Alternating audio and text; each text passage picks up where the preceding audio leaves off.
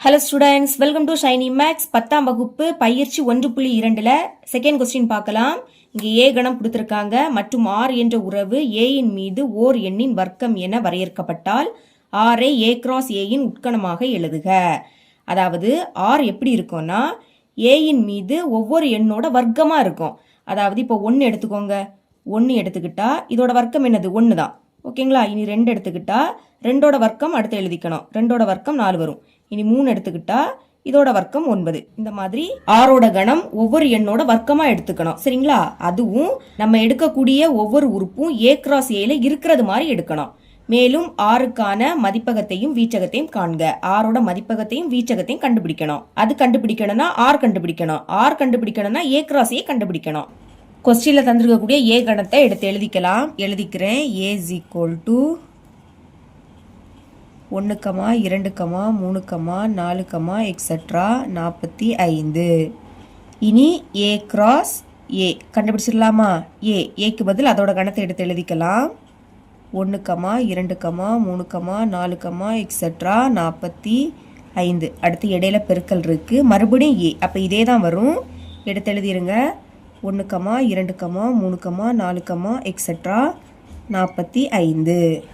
இப்போ இடையில பெருக்கல் இருக்கு, அதனால புள்ளிகளாக எழுதணும். இங்கே உள்ள முதல் உறுப்புக்கு அங்கே எல்லா நம்பரையும் வச்சு எழுதிக்க போகிறோம். ஃபஸ்ட்டு 1, 1 வரும். 1, 1.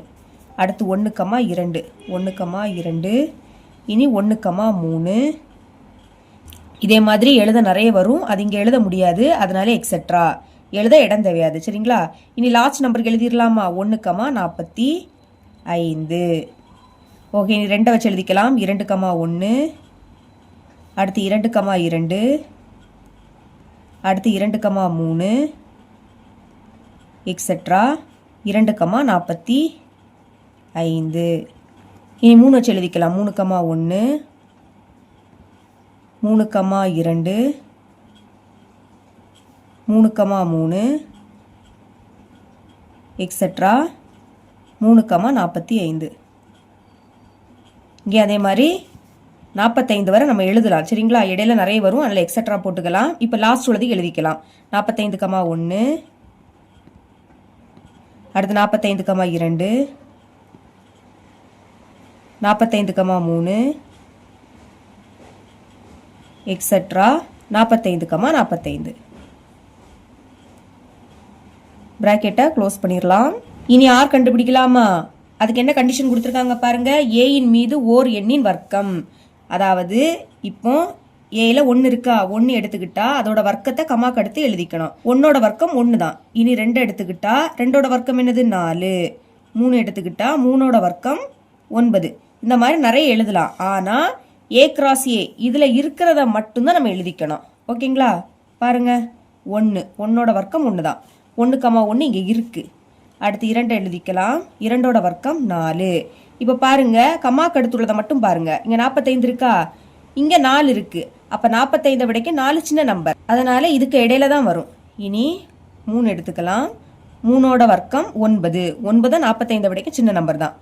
4ஓட வர்க்கம் 16. 16 சின்ன நம்பர் தான். 5ஓட வர்க்கம் 25. இனி 6, இதோட வர்க்கம் 36. அப்புறம் 7 எடுத்துக்கிட்டா இதோட வர்க்கம் 49. 49 45 விடைக்கு பெரிய நம்பர், அதனால இது இதுக்கு இடையில வராது. அப்ப இதோட ஸ்டாப் பண்ணிக்கலாம். பிராக்கெட்டை க்ளோஸ் பண்ணிடலாம். இனி ஆரின் மதிப்பகத்தையும் வீச்சகத்தையும் காண்க. மதிப்பகம் வீச்சகம் கண்டுபிடிக்கலாமா? எழுதிக்கிறேன். ஆரின் மதிப்பகம். மதிப்பகம் அப்படின்னாலே கமாக்க முன்னாடி உள்ளது.